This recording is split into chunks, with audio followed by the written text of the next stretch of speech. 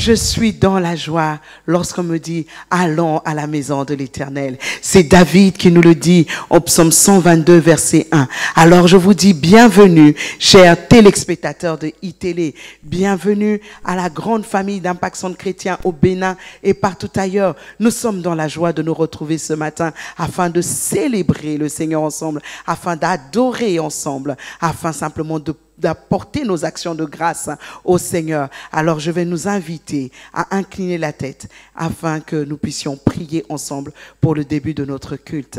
Seigneur, nous voulons te dire merci. Nous sommes tellement reconnaissants, Seigneur, ô Dieu, que tu nous aies gardés tout au long de cette semaine afin de nous permettre ce matin de pouvoir être dans ta présence. Oui, nous sommes dans la joie parce qu'on nous dit allons à la maison de l'Éternel. Et combien même mon frère et ma sœur sont à la maison et qu'il est en train de regarder, mais nous croyons, Seigneur, que ta présence se répand dans cette pièce où mon frère et ma sœur se trouvent. Et à Saint-Estant précis, ensemble, nous voulons t'apporter nos offrandes d'action de grâce. Nous voulons te dire merci pour ce jour. Nous voulons te dire merci pour cette semaine qui s'est passée. Et nous voulons bénir ton nom pour ce temps de culte.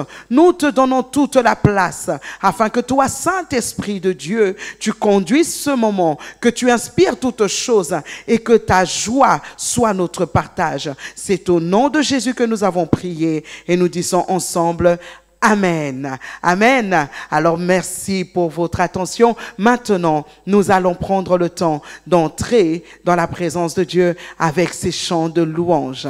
Notre Dieu est le commencement et la fin de toutes choses. Alors partout où nous sommes, à toutes les personnes connectées, je vais nous prier d'entrer à l'intérieur de nous-mêmes, prendre le temps de disposer nos cœurs et de pouvoir reconnaître que notre Dieu est Alpha et Oméga, le commencement et la fin de toutes choses.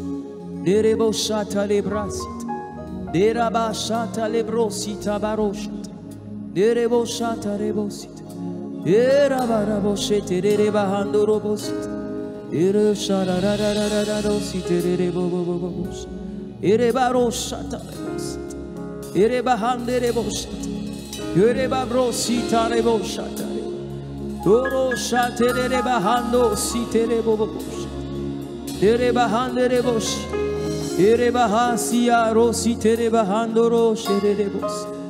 Tu es l'alpha et l'oméga, le commencement et la fin de toutes choses. Hareboshete rebo site rebosh. Oh, tu es Alpha et Oméga.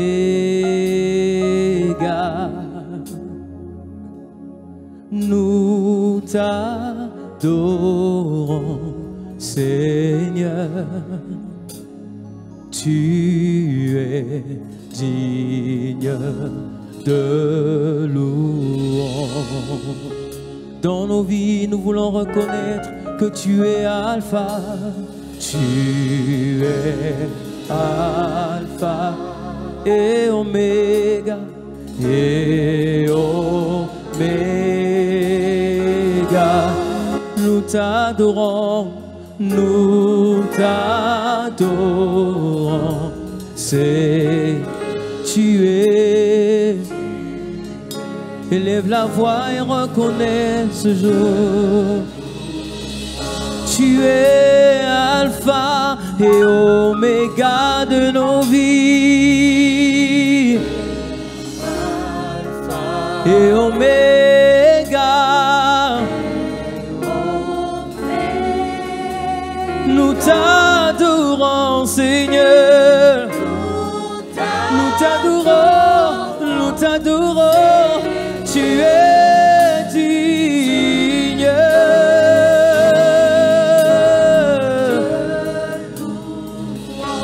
Nous te rendons toute la gloire. Nous te rendons. Alors en Malachie 3, verset 10, la parole de Dieu nous dit « Apportez à la maison du trésor toute la dîme, afin qu'il y ait des provisions dans ma maison.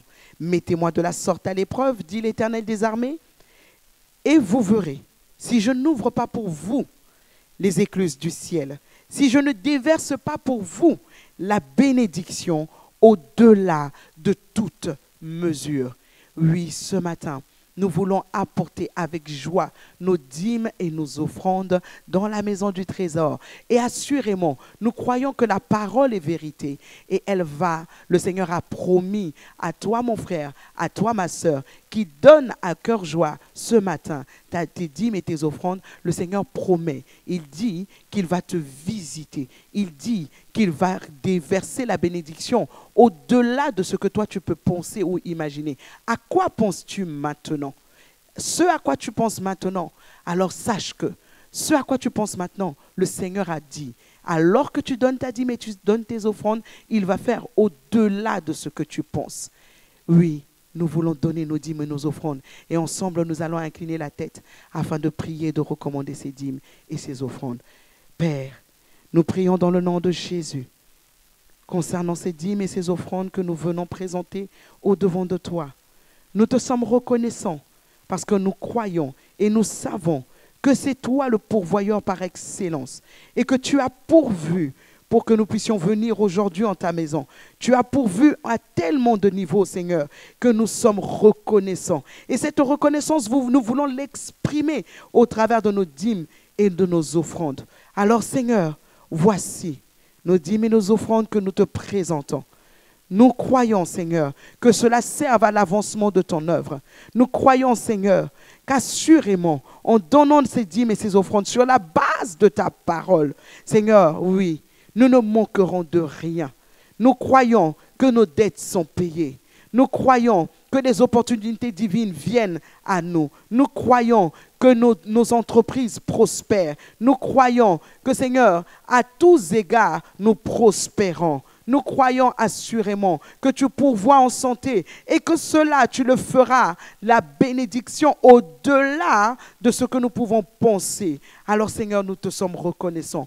Reçois nos dîmes et nos offrandes en signe de gratitude et de reconnaissance.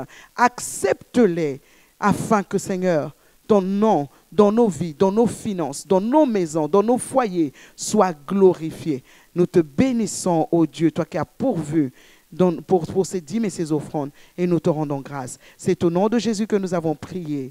Amen. Alors maintenant, nous laissons la place à Fofo Fraîche pour la suite.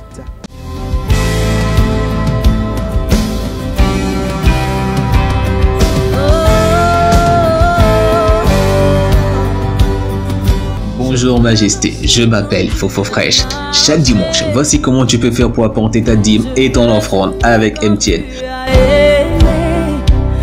Étape 1, étoile 400 dièse. Étape 2, saisir 2, Momo Pay. Étape 3, saisir 1, achat de biens et services. Étape 4, saisir le numéro 69 14 51 12. Étape 5, renseigner le montant, ensuite le motif de votre transaction, dîme, don, offrande, etc. Étape 6, entrez votre code PIN personnel. Le nom qu'est-ce que fera votre transfert est Impact Centre Chrétien P2M. Avec Flouze, étoile 155, étoile 4, étoile 1, étoile 11, 314, étoile le montant de votre offrande ou de votre dîme, étoile 1, étoile votre code secret, dièse. Que chacun donne comme il a résolu en son cœur, sans tristesse ni contrainte, car Dieu aime celui qui donne avec joie. À bientôt.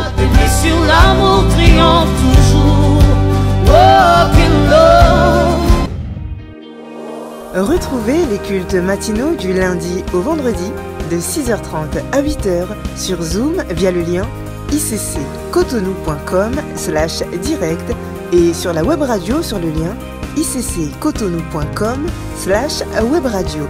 Là, le salut, c'est la fidélité de Dieu, c'est pas ta fidélité. Les cultes matinaux sont d'intenses moments d'enseignement et d'approfondissement de la parole de Dieu. À suivre absolument.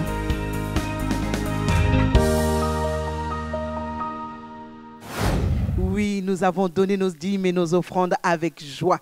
Oui, ce matin, nous voulons maintenant passer un moment très important, car toute chose passera, mais la parole, elle demeure toujours. Oui, c'est le moment que nous allons prendre maintenant nos cahiers, nous allons prendre nos stylos ou encore nos téléphones afin de prendre note de ce que le Seigneur veut nous dire.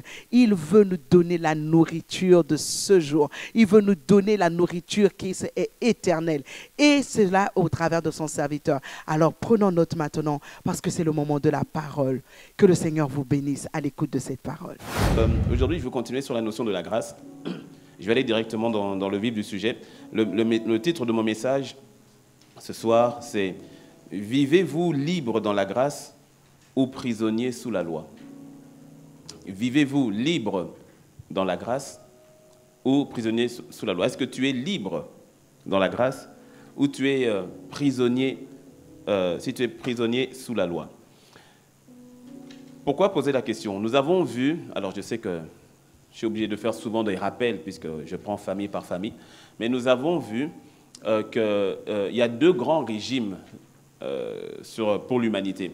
En l'occurrence, dans la Bible, dans ta Bible, tu vas voir que c'est reparti de manière où on parle de l'Ancien Testament et du Nouveau Testament. Donc, c'est-à-dire qu'il y a deux manières principales ou deux régimes principaux au travers desquels Dieu a traité avec l'homme.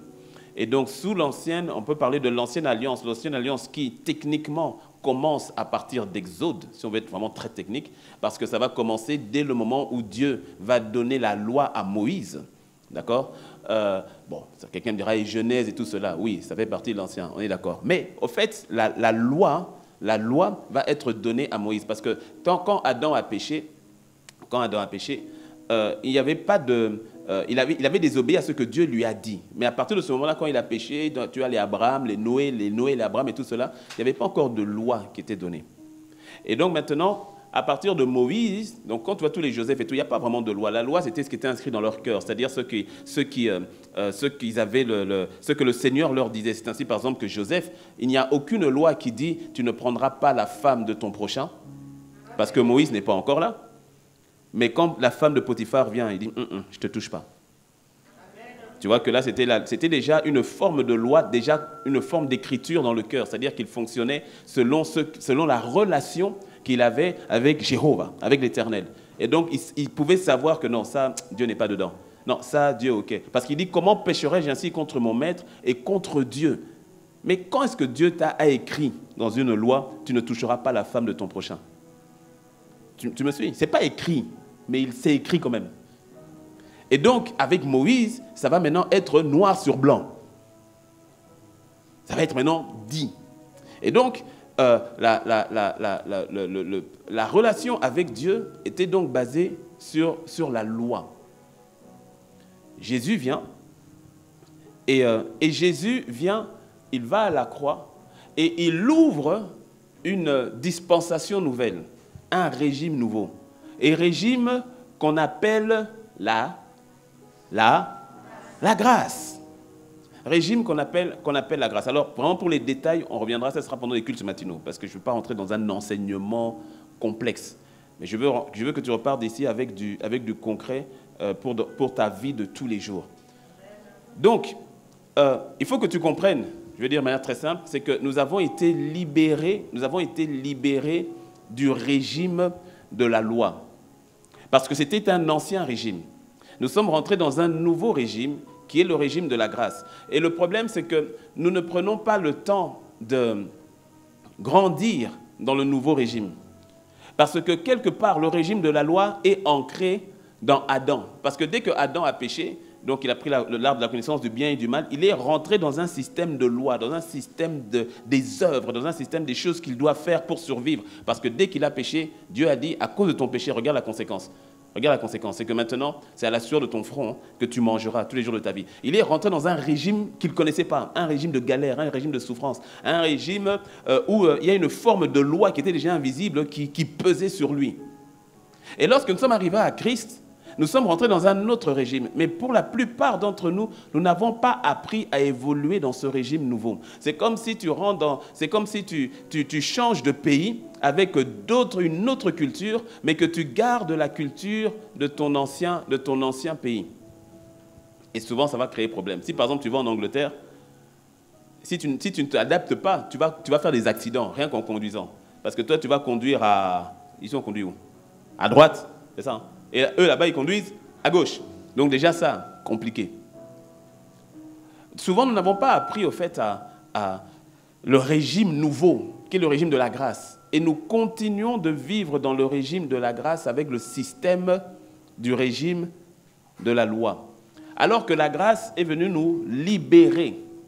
Mais nous vivons comme toujours emprisonnés. C'est comme un prisonnier qui est libre, mais qui se comporte toujours comme en prison, bien qu'à l'extérieur. Il y a un film à l'époque que j'aimais bien, où on parlait d'un monsieur qui avait été emprisonné pendant des années, plus d'une vingtaine d'années, plus d'une trentaine d'années. Et ensuite, il a été libéré. Et quand il a été libéré, il était déjà vieux, il était âgé, il était déjà âgé. Et puis il a été libéré, et donc maintenant il fallait qu'il se réinsère dans la société. Et en se réinsérant dans la société, ça fait 30 ans, lui, les choses ont évolué. Quand il est sorti, il ne se retrouvait plus. Il ne se retrouvait plus. Et il y a une scène qui m'avait touché, parce que tu vois, le monsieur, il a déjà un certain âge, et il avait trouvé un travail dans le supermarché. Et puis après, il vient toujours auprès de son manager, qui a peut-être 20 ans de moins que lui. Et puis il vient, oui, monsieur, excusez-moi, est-ce que je peux aller aux toilettes? Et puis son manager qui lui dit, mais pourquoi tu me poses la question? Enfin, mais vas-y. Parce qu'en prison, avant d'aller aux toilettes, tu dois aller voir le garde. Et donc, le gars dit, mais tu n'as pas à me poser la question, tu vas aller, tu y vas. Mais c'est parce que c'est resté. Est-ce que tu me suis? Les réflexes sont restés, c'est resté. Et si bien qu'à un moment donné, quand il sort et on le voit, il va dans sa chambre. Et en plus, bon, je ne vais pas raconter, ce n'est pas l'histoire de raconter le film, mais il va dans sa chambre et à un moment donné, il met une corde. Pourtant, il est libre, hein, mais il met une corde parce qu'il veut se pendre. Pourquoi? Parce que, c'est une histoire vraie en plus, parce qu'il n'arrive pas à vivre libre. Il a perdu tous les réflexes de la prison. Au fait, dans la prison, c'est là maintenant il vivait. Maintenant qu'il est libre, il a perdu tous les réflexes. Et tout à coup, il est tellement perdu, la dépression vient et il est tenté de se suicider alors qu'il est libre. Il a fait 30 ans en prison, il a tenu. Maintenant qu'il est libre, il a perdu tous les repères, la liberté lui fait peur. Et la vérité, c'est que beaucoup d'enfants de Dieu, la liberté en Christ fait peur. Je peux aller plus loin. Lorsqu'on parle de la grâce ou du message de la grâce, beaucoup de prédicateurs ne prêchent pas ce message. Oui, parce que beaucoup de prédicateurs ont peur. C'est comme si, en prêchant le message de la grâce, tu vas rendre les gens libres et libres de faire ce qu'ils veulent et tu n'auras plus de maîtrise sur eux. Ah. Alors que la vérité... Est-ce que quelqu'un me suit? Je prie que le Saint-Esprit t'emmène à comprendre, mais je sais qu'il t'emmène à comprendre. Alors que la joie du pasteur, de l'apôtre, du prédicateur, c'est de voir ceux qui l'écoutent saisir la liberté véritable qu'il y a dans l'Évangile, qui est une bonne nouvelle. L'Évangile n'est pas un joug nouveau, c'est-à-dire une torture ou une servitude nouvelle. Non. L'Évangile est une bonne nouvelle. C'est une nouvelle de libération.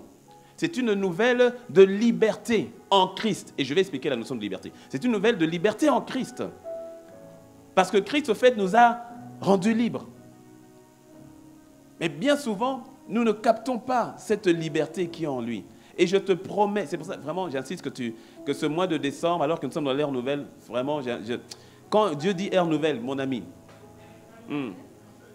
il y a tellement d'enfants de Dieu, je vais un peu ralentir le débit, il y a tellement d'enfants de Dieu qui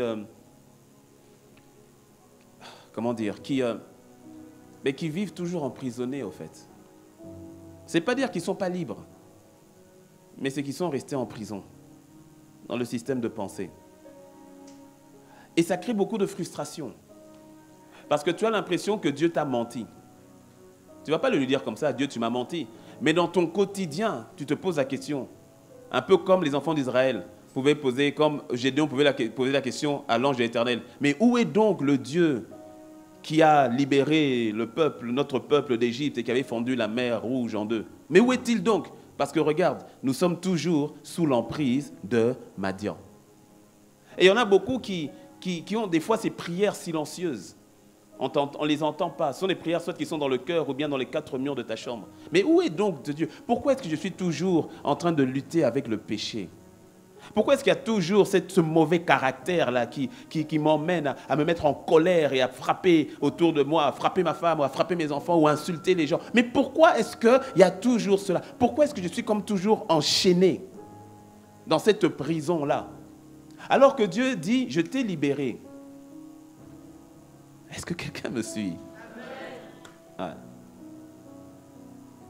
Bien souvent, c'est parce que nous n'avons pas appris ou pris le temps de grandir dans la notion de la grâce. Nous n'avons pas appris ou pris le temps de grandir dans la notion de la liberté qui nous a été acquise par le sang précieux de Jésus-Christ à la croix du Calvaire. Et donc, nous restons dans un système ancien, ou bien nous restons encore dans un fonctionnement sous la loi. Et ce fonctionnement sous la loi, on peut l'appeler aussi le légalisme. C'est un fonctionnement sous la loi. C'est un fléau qui restreint beaucoup d'enfants de Dieu dans leur marche et dans leur progression avec le Seigneur. Parce que le légalisme est totalement à l'opposé de la liberté que nous avons en Christ. Alors, avant que je ne parle du légalisme, laisse-moi revenir sur la notion de la liberté. Parce que la liberté, plusieurs d'entre nous, nous la comprenons d'une manière ou d'une autre bien. Mais je veux qu'on soit sûr qu'on parle de la même chose. Sinon, il risque d'avoir abus. Alors, laisse-moi définir la liberté en définissant ce que n'est pas la liberté. La liberté n'est pas le droit de faire tout ce que tu veux. La liberté, ce n'est pas... Je parle de la liberté en Christ. La liberté en Christ, ce n'est pas le droit de faire tout ce que tu veux. La liberté en Christ, ce n'est pas l'indépendance vis-à-vis de Dieu. La liberté en Christ, selon Dieu, ce n'est certainement pas une attitude de rébellion. Et bien évidemment, la liberté en Christ, ce n'est pas une autorisation à pécher. Quelqu'un me dit un bon amen. Satan a poussé Adam et Ève dans un type de liberté qui n'était pas la liberté de Christ. Il les a emmenés à être libérés de Dieu, ou encore à être indépendants de Dieu, ou encore à se rebeller contre Dieu, exactement comme lui l'avait fait. Galates 5, verset 1 nous dit « C'est pour la liberté que Christ nous a affranchis. » C'est pour la liberté que Christ nous a affranchis. Demeurez donc fermes et ne vous laissez pas mettre de nouveau sous le joug de la servitude. Donc tu comprends que si au nom de la liberté nous péchons, c'est que nous manifestons alors, à ce moment-là, une forme de rébellion, une forme d'indépendance vis-à-vis de Dieu, vis-à-vis des autorités que Dieu a établies, et que c'est certainement pas de cette liberté-là dont Dieu nous parle. Lorsque notre liberté nous emmène à pécher ou à faire pécher les autres, c'est que cette liberté-là n'est pas la liberté dont Christ parle. 1 Corinthiens 8, verset 9 nous dit ceci. Prenez garde toutefois que votre liberté ne devienne pas une pierre d'achoppement pour les faibles. Prenez garde que votre liberté ne devienne pas une pierre d'achoppement pour les faibles. Alors, qu'est-ce que la liberté? Nous l'avons vu, Galates 5, verset 1, que je vais relire maintenant dans la version Parole vivante. Si le Christ nous a rendus libres, c'est pour que nous le restions et que nous jouissions de la vraie liberté qu'il nous a acquise. Donc, tu comprends que si on parle de la vraie liberté, sous-entendu, il y a de fausses ou une fausse liberté. Que nous jouissions de la vraie liberté qu'il nous a acquise. Donc, la véritable liberté que Christ nous a acquise te délivre du péché. Dis-moi un bon amen. Oh, dis-moi un véritable amen. La liberté qui nous a acquise te délivre du péché. Ce n'est pas ton jeûne qui te délivre du péché. Ce n'est pas ta prière qui te délivre du péché. Non, je sais, pendant ce temps-ci, il y a beaucoup de choses qui sont cassées et qui doivent être cassées dans le système de pensée. Ce n'est pas ton jeûne. Ce n'est pas ta prière qui te délivre du péché, qui te libère du péché. C'est Christ qui t'a libéré du péché. Dis-moi, moi, amen.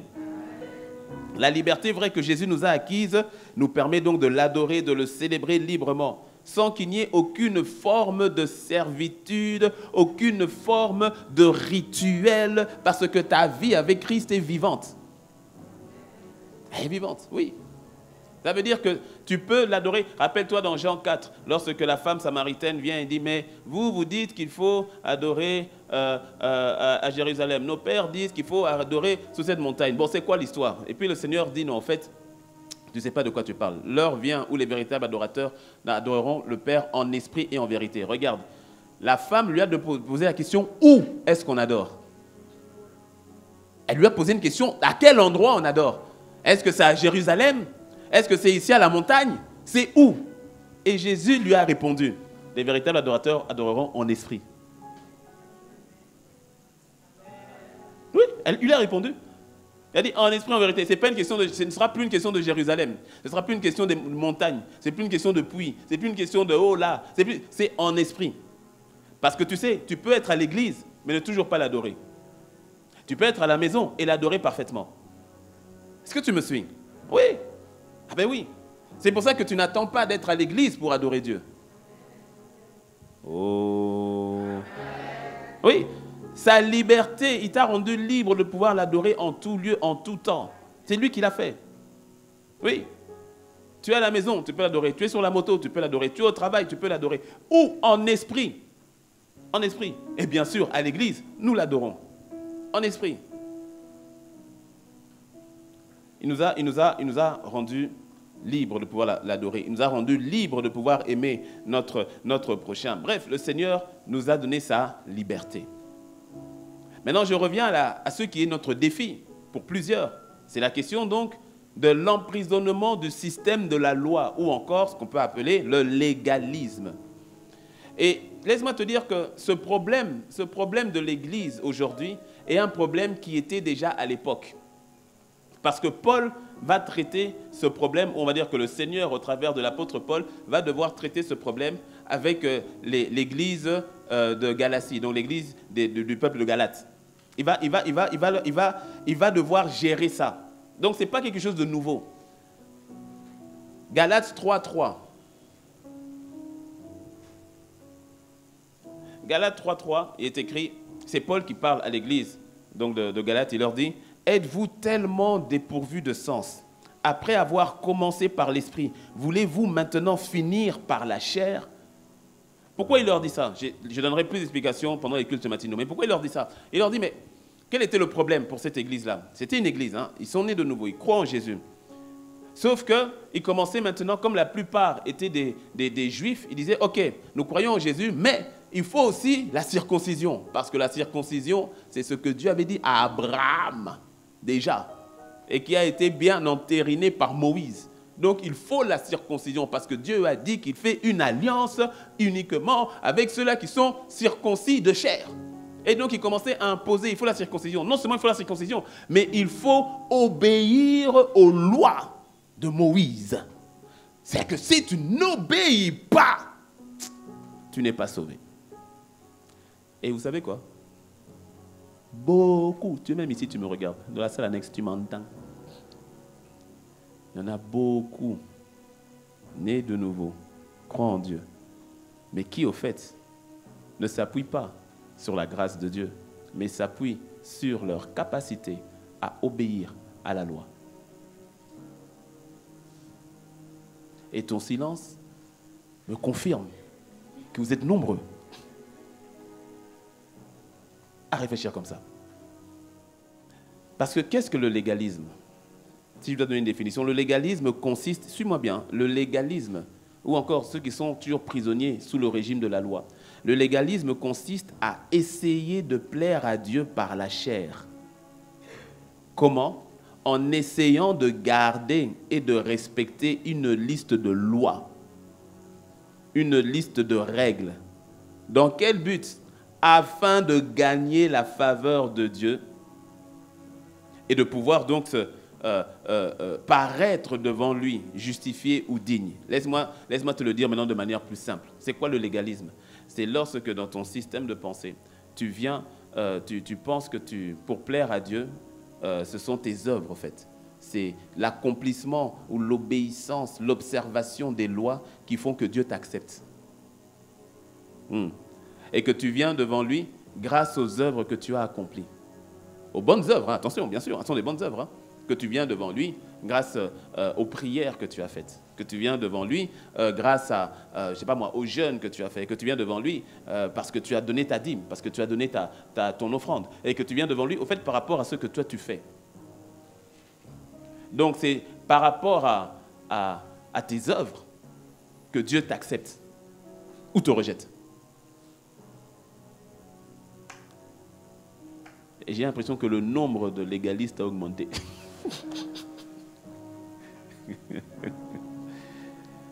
Tu sors de cette prison dans le nom de Jésus. Ah. Je le dis encore autrement. Le légalisme, c'est l'identité de l'enfant de Dieu qui est basée sur sa performance plutôt que sur sa relation avec Dieu. C'est lorsque l'enfant de Dieu tire son identité en Christ sur la base de ce qu'il fait, bien souvent pour le Seigneur, de ce qu'il fait pour le Seigneur, au lieu de tirer sa base de la relation que Dieu a avec lui.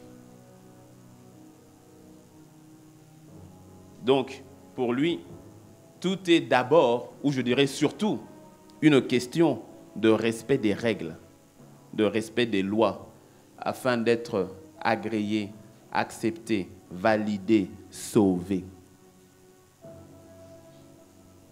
Or, comme nous l'avons dit, il y a un gros problème par rapport à ça. C'est que le salut, tu n'es pas sauvé par les œuvres. Et on le dit, on le croit, mais pour plusieurs, on ne le vit pas. Nous le professons, mais notre comportement dit autre chose. Nous le savons, mais notre manière de faire dit tout le contraire. Je répète, c'est comme quelqu'un qui a été libéré, mais qui vit avec les codes de la prison où il était.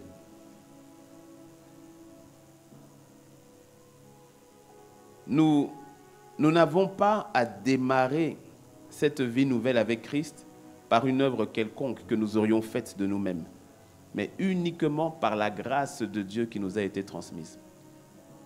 Je prie que le Saint-Esprit emmène sa parole en profondeur dans ton cœur. Parce que le légalisme se présente aussi comme l'évangile, sauf que ce n'est pas l'évangile. Et Paul va le dire, toujours à l'église de Galate, dans Galates 1, versets 6 à 7. Il dit, « Je m'étonne de ce que vous vous détourniez si promptement de celui qui vous a appelé par la grâce de Christ. Et que pour passer maintenant à un autre évangile, non pas qu'il y ait un autre évangile, mais il y a des gens qui vous troublent et qui veulent renverser l'évangile de Christ. » Parce que c'était surtout ceux qui étaient les pro-loi, ceux qui étaient vraiment ceux qui faisaient la loi. Et c'était des personnes qui, c'est comme si on leur a enlevé leur, je sais pas moi, leur pain béni. Parce que eux, ils trouvaient leur fierté dans le fait qu'ils observaient la loi. Parce que c'était ça. Tu observes la loi, tu es quelqu'un de bien.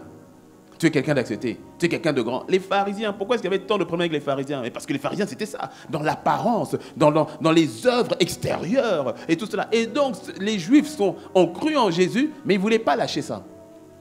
Et donc, à l'église, en Galatie, ils ont dit, oui, c'est bien, croire en Jésus, c'est bien. Mais, pour être sauvé, là, attention, sois circoncis, 1. Et puis, applique la loi de Moïse, 2.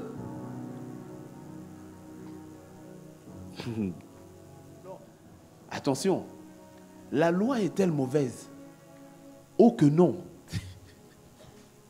Ah non, la loi n'est pas mauvaise du tout. Laisse-moi te dire que la loi est même bonne. La loi n'est pas mauvaise. Matthieu 5, verset 17. Écoute ce que le Seigneur dit par rapport à la loi. Il dit, « Ne croyez pas que je sois venu pour abolir la loi ou les prophètes. » Il dit, « Non, je ne suis pas venu pour la détruire, je ne suis pas venu pour la mettre de côté. Non. » Il dit, « Je suis venu non pour abolir, mais pour accomplir. » Romains 7, verset 12, et encore très explicite, nous dit, « La loi donc est sainte, et le commandement est saint, juste et bon. » Romains 7, verset 12. Donc la loi n'est pas mauvaise. La loi est bonne. La loi est bonne. Mais quel est le problème du légalisme? Le problème du légalisme, ce n'est pas l'existence de la loi. Ce n'est pas l'existence des règles.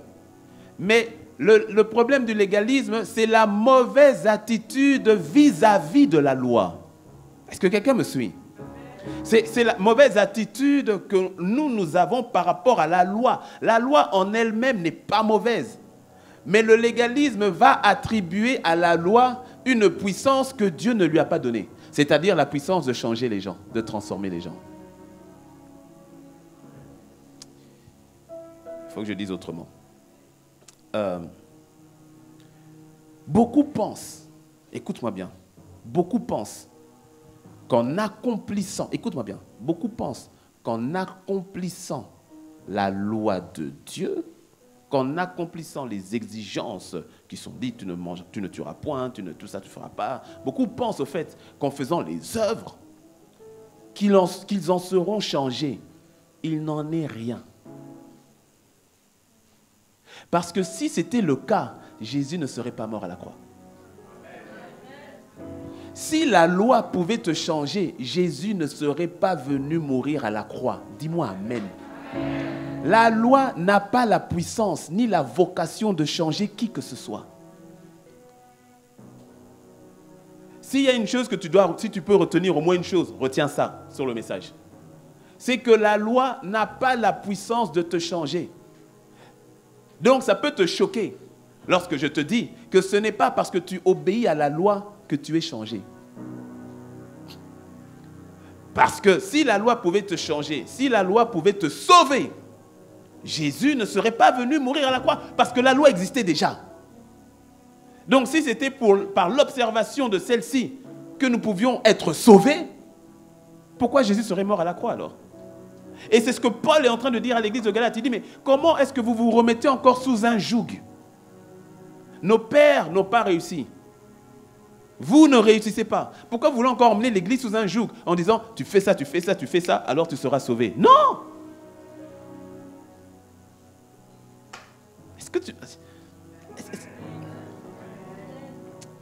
Est-ce que quelqu'un me suit?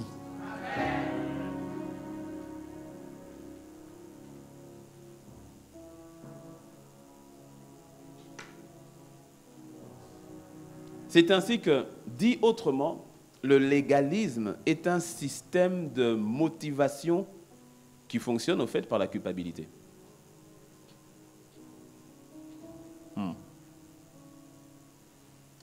C'est ainsi que plusieurs vont se laisser enchaîner par une liste de règles à suivre, liste imposée soit par quelqu'un, soit par toi-même.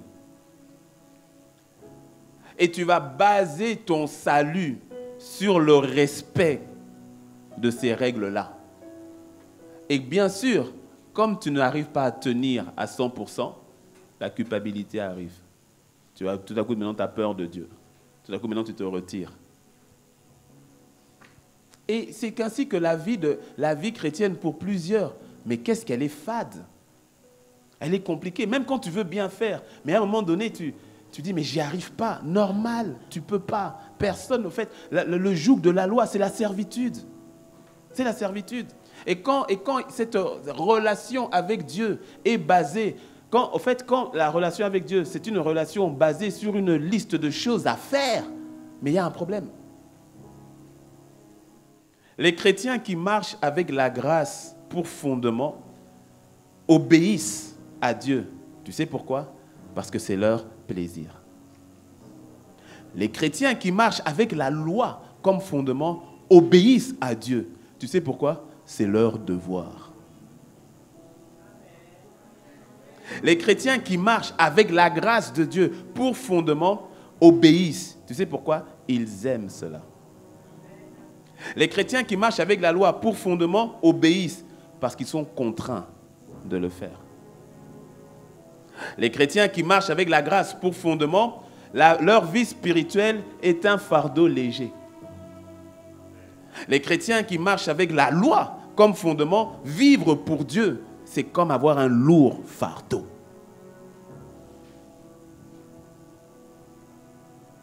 Imagine un couple, pour t'imaginer cela. C'est comme un couple.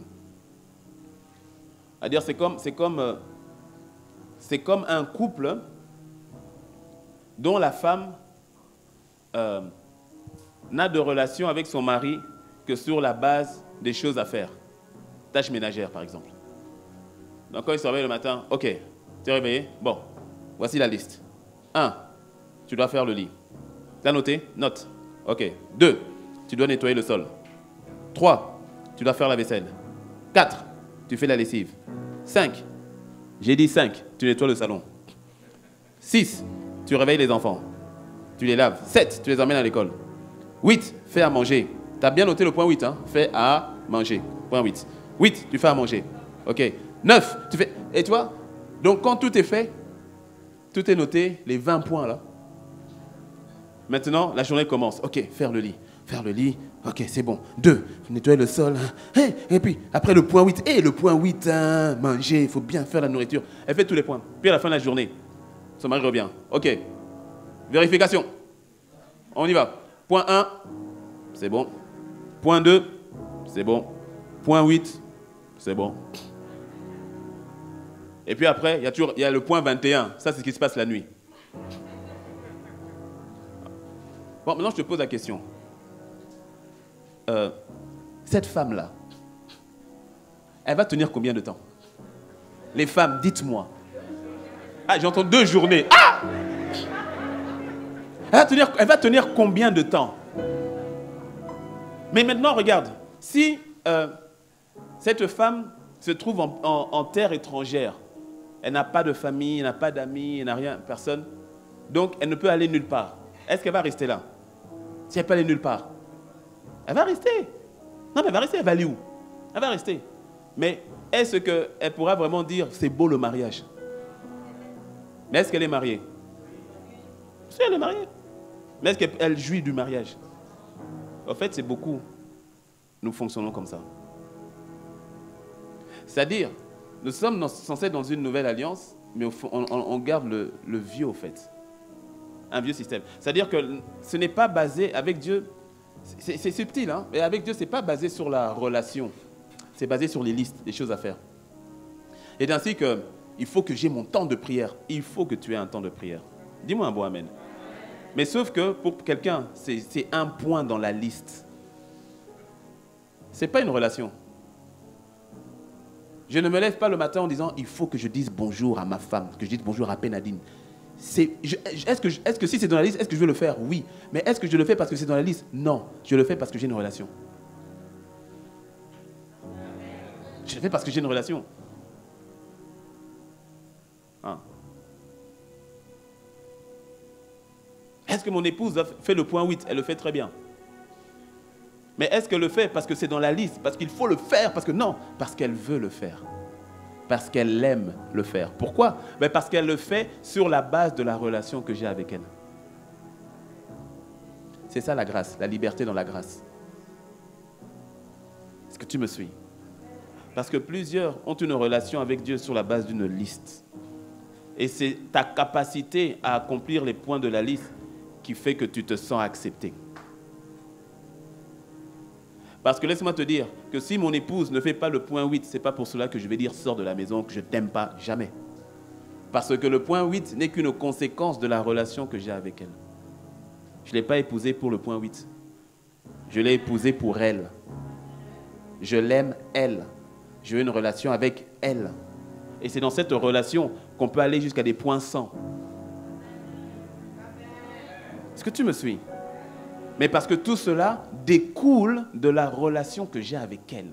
C'est ça la grâce. C'est ça la notion de grâce. Le Seigneur est venu nous sortir du légalisme, de la mentalité de la loi, de la mentalité tu dois faire, tu fais. Si tu ne fais pas! Mais beaucoup voient Dieu comme ça. Beaucoup marchent avec Dieu comme ça. Et ce n'est pas une vie. C'est pour ça que quand tu vois la vie chrétienne de certaines personnes, là, il y a des gens qui disent, moi je ne peux pas devenir chrétien comme toi. Parce que quand je vois, on voit que tu n'es pas content. Mais oui, il y a des chrétiens comme ça. Je n'ai pas dit toi, j'ai dit des chrétiens. Je n'ai pas dit toi, j'ai dit des chrétiens. Il y a des chrétiens comme ça. Bon, si tu te retrouves là-dedans, lève la tête pour qu'on sache que je ne parle pas de toi. Mais il y a des chrétiens comme ça où tu le vois, mais tu as dit, mais toi tu étais en prison en fait. Et c'est comme ça que tu as des païens qui disent, mais nous on est libres. Alors que c'est eux qui sont en prison. Mais quand ils voient certains chrétiens, ils disent, mais en fait c'est toi qui es en prison. En fait nous sommes les plus libres qui soient sur cette terre. Pourquoi? Mais libres si nous comprenons la notion de la grâce. Ah oui. Et la plupart, tu dis, hé, t'as vu là, ça donne pas envie. Mais tu souffres. Hein? Tu dis, comment tu... aujourd'hui, non, ça va pas, pourquoi? La sœur a dit semaine de jeûne et prière. Faut faire seulement, non? Si tu fais pas, après, Dieu sera fâché. Bon. Et puis après, on va te dire que, tout ça là. Les gens te regardent, mais quelle vie de souffrance. Ouais.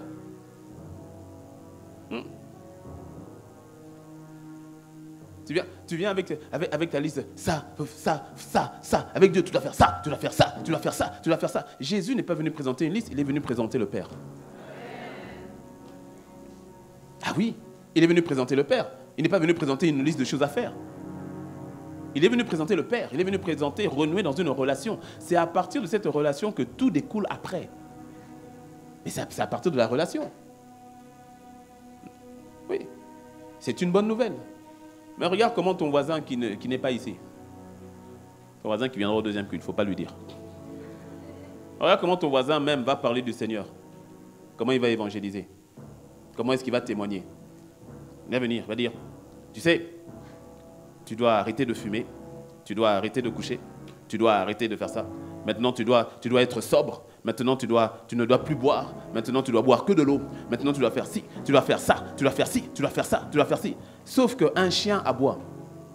Tu ne peux pas venir dire à un chien, maintenant, tu dois miauler. Allez, chien, fais miaou, waf. Tu ne m'as pas compris. Fais miaou, waf. Fais miaou, waf, waf. Mais pourquoi un chien aboie? La bonne nouvelle, ce n'est pas ça. La bonne nouvelle, c'est de lui dire, tu sais, il y a quelqu'un. Il y a quelqu'un, il n'y a pas quelque chose. Pas une liste, pas un comportement. C'est ça la bonne nouvelle. Il y a quelqu'un. On n'est pas sauvé par la loi. On n'est pas sauvé par le bon comportement. On n'est pas sauvé. Le problème, c'est que nous-mêmes, étant sauvés, mais nous continuons de vivre non pas par la relation nouvelle que nous avons maintenant avec le Père, mais nous continuons de vivre sur la base des fais ci, fais ça, les règles, ci, c'est ça, les règles. Mais c'est une vie, à un moment donné, comme la femme là, tu es fatigué. Tu es fatigué. Parce que la loi, à la fin, tu sais que la loi n'est pas là. Je l'ai dit, la loi n'est pas là pour te rendre meilleur. Ce n'est pas parce que tu as fait tout ce que tu devais faire que tu es quelqu'un de meilleur. Non.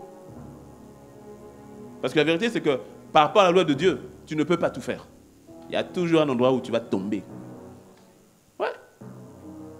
Tu ne peux pas tout faire.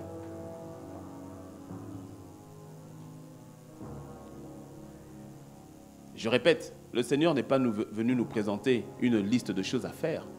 Il est venu nous présenter le Père. Il est venu nous présenter une relation.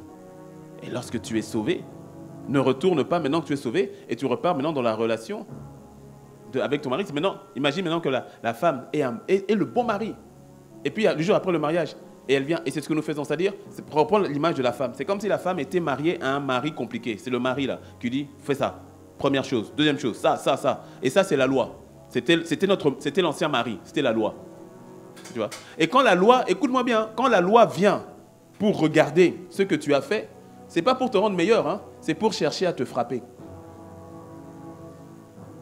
Tu as remarqué que sur la route, on commence à voir maintenant des panneaux, 60 km/h et tout cela. Tu as remarqué où les feux rouges, prenons les feux rouges. Tu as remarqué que jamais un policier est venu te dire au feu rouge, frapper en disant bravo, vraiment, vous êtes arrêté au feu rouge, bravo. Jamais. Il n'est pas là pour ça. Lui, il est là pour te voir brûler le feu rouge et t'arrêter. Dis-moi un bon amen. Il n'est pas là pour t'encourager. La loi n'est pas là pour te rendre meilleur. La loi est là pour te sanctionner. C'est pour cela que notre péché a été dévoilé à cause de la loi. Mais dis-moi un bon amen. C'est le but de la loi. Et donc le mari-loi, là, à la fin, quand il fait la checklist, il ne fait pas la checklist pour te féliciter. Il fait la checklist pour te condamner. Pour voir où est-ce que tu as raté. Et puis il dit, point numéro 8, point numéro 7, tu n'as pas bien lavé le sol. Allez! Ça, je reviens sur la base. Tu t'inquiètes. Plus tard, je reviendrai sur la notion de la discipline et autres. Mais le problème, c'est que la discipline est un moyen, ce n'est pas une fin. La discipline n'est pas une fin. C'est un moyen, c'est un canal qui a un objectif, la relation, et grandir dans le Christ. Parce que lorsque tu trouves plus de plaisir dans l'observation de la discipline que tu n'en trouves dans la relation avec Dieu, il y a un problème. Lorsque tu tires ta fierté du fait que j'ai fait ma discipline, et que c'est ça ta fierté, c'est que tu es dans la liste. Est-ce que tu me suis? Ton amour, baisse la tête de moi. Ton amour, ta puissance, ta présence dans ma vie. Ton amour,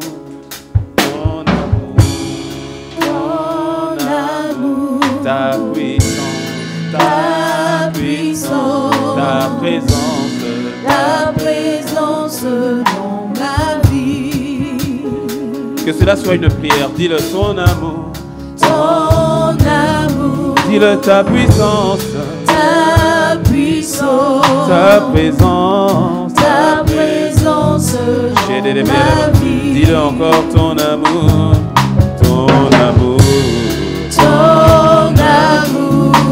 alléluia, ta puissance, ta présence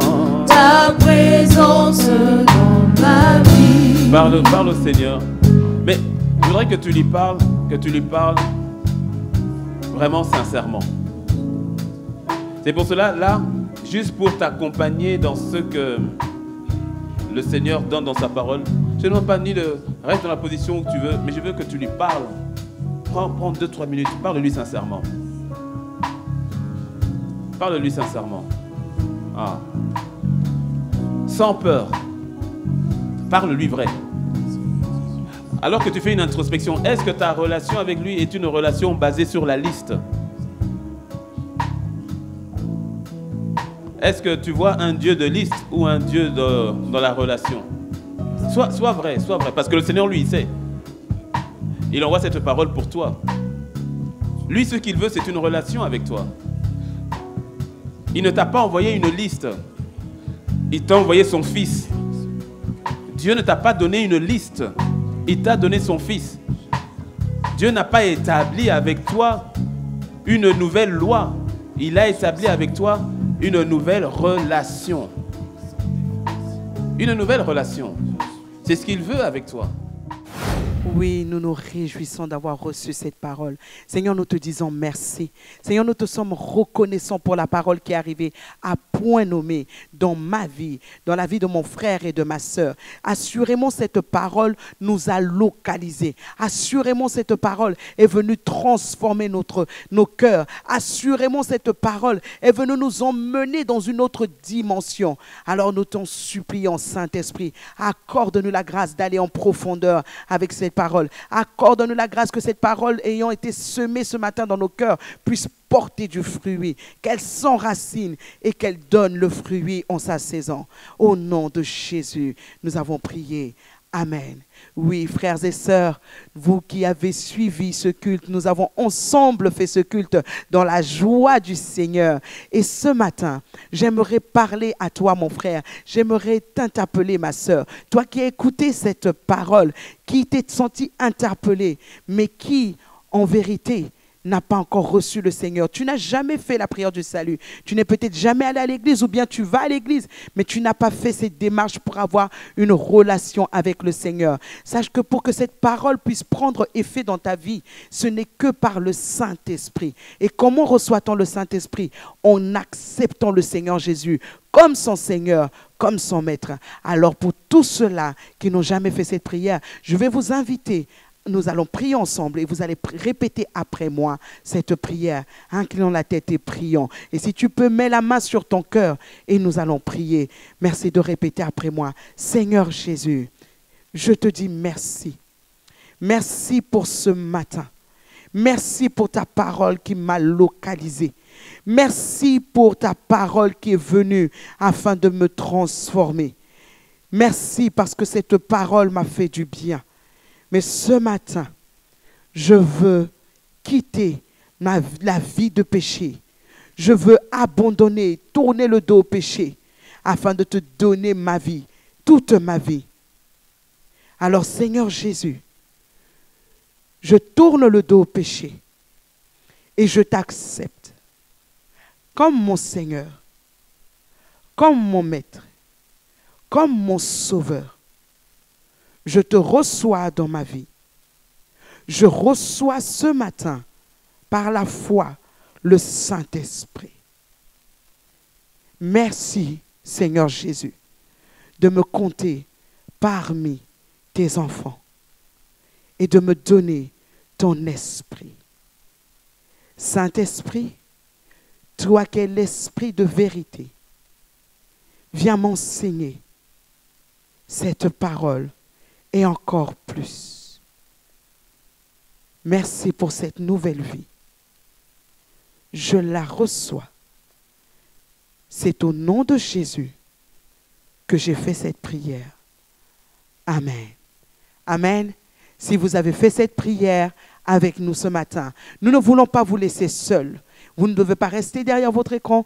Nous vous invitons à nous rejoindre. Et encore, nous voulons que vous puissiez nous contacter. Envoyez-nous simplement par WhatsApp, par message, le mot salut, ou bien plus, si vous avez besoin de plus d'informations ou d'aide, au 67, je répète, le 229 67 70 90 09. Le 229 67 70 90 09. Et nous avons également un deuxième numéro, le 229 98 90 98 68. Contactez-nous au 229 98 90 98 68. Nous vous remercions pour votre attention. Et alors que nous arrivons au terme de notre temps de culte, ce culte de joie, ce culte que nous avons donné au Seigneur et que nous avons passé dans la joie, alors nous voulons maintenant rendre grâce à Dieu et recommander cette semaine entre les mains du Seigneur. Ensemble, nous inclinons la tête en signe de révérence et nous disons ensemble, merci Seigneur. Merci infiniment pour ce moment. Merci pour cette matinée dans ta présence. Oui, assurément, nous étions dans ta présence. Et nous étions remplis de joie. Et il y a peut-être quelqu'un qui n'était pas rempli de joie en commençant ce moment, mais qui maintenant, par ta présence, qui s'est manifestée dans sa pièce, et il a reçu cette onction de joie. Merci pour ta joie qui est notre partage et qui déborde. Merci pour la parole que nous avons reçue ce matin. Et alors que nous voulons finir ce moment et que nous allons nous séparer, nous voulons te recommander cette semaine. Seigneur, merci, parce que par ton esprit, tu conduis cette semaine. Je recommande mon frère, je recommande ma sœur, afin que cette semaine soit une semaine remplie de l'esprit, une semaine conduite par l'esprit, une semaine où nous sommes encore plus intimes avec toi dans ta présence, une semaine où tu nous conduis à poser les actes comme toi tu le veux, une semaine où ta gloire descend sur nous et elle est manifeste dans toutes nos actions. Merci infiniment pour ce temps de culte. Merci pour ta parole qui nous a été révélée et merci pour cette semaine. Assurément, nous croyons que lundi est béni. Mardi est une journée de consécration. Mercredi est une journée de joie. Jeudi est une journée de sanctification. Vendredi, nous sommes dans la restauration de notre âme. Et samedi, nous serons encore dans la préparation pour pouvoir venir te donner un culte qui t'est agréable. Dimanche, nous nous préparons déjà et nous te célébrons déjà. Nous sommes déjà en action de grâce pour ce que tu as prévu de faire ce dimanche. Nous te rendons toute la gloire. Que ton amour, Père, que ta grâce infinie, Seigneur Jésus, et que ta douce communion, magnifique Saint-Esprit, soit et demeure notre partage tout au long de cette semaine.